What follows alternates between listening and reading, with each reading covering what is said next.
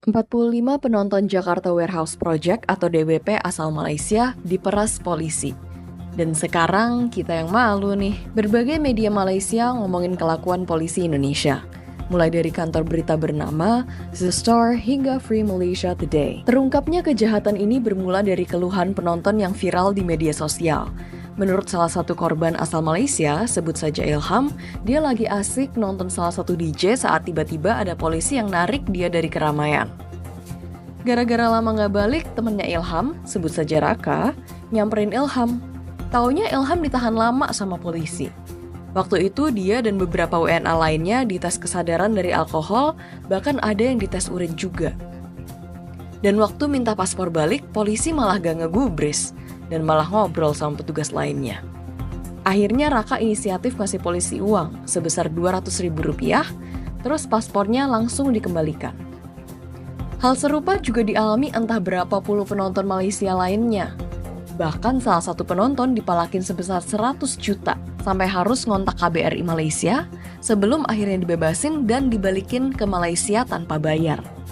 Setelah rame, Ismaya menyatakan hal ini di luar kendali langsung mereka, namun menyesalkan kejadian ini.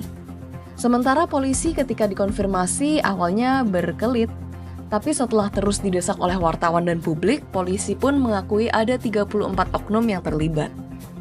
Ada polisi dari Polsek Kemayoran, Polres Metro Jakarta Pusat, hingga Polda Metro Jaya.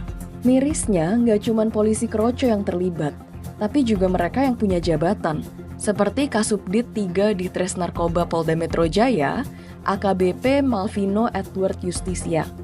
Malvino adalah anggota berprestasi yang turut membantu membongkar peredaran 1 ton sabu di jaringan Taiwan. Jabatannya kini dicopot oleh Kapolda Metro Jaya karena keterlibatannya di pungli ini. Total uang yang didapatkan dari pemerasan ini mencapai 2,5 miliar rupiah.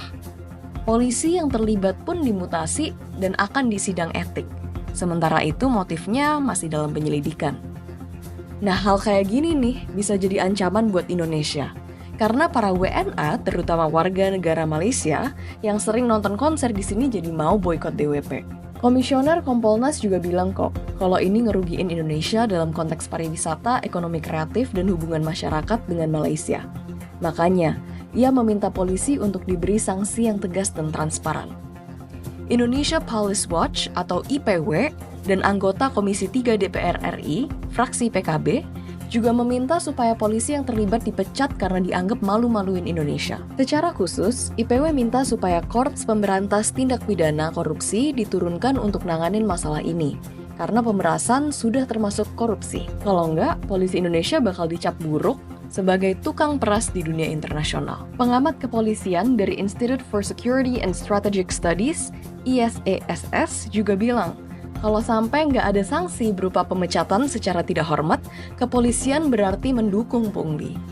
ISESS juga menyoroti pentingnya mengawal sidang etik, supaya nggak hanya diberikan sanksi ringan, karena akan berpotensi ngurangin kepercayaan publik internasional, mengingat kalau DWP ini adalah acara EDM terbesar di Asia Tenggara. Untuk mengantisipasi boikot, Waketum Bidang Penyelenggara Acara Kadin juga menyarankan supaya barang bukti yang berkaitan dengan pemerasan ini bisa dikembalikan. Menurut Kadin, ini bisa jadi cara untuk membuktikan bahwa Indonesia nggak sembarang lepas tangan. Menurut kamu, gimana nih caranya supaya kita bisa bersihin nama jelek ini? Coba komen.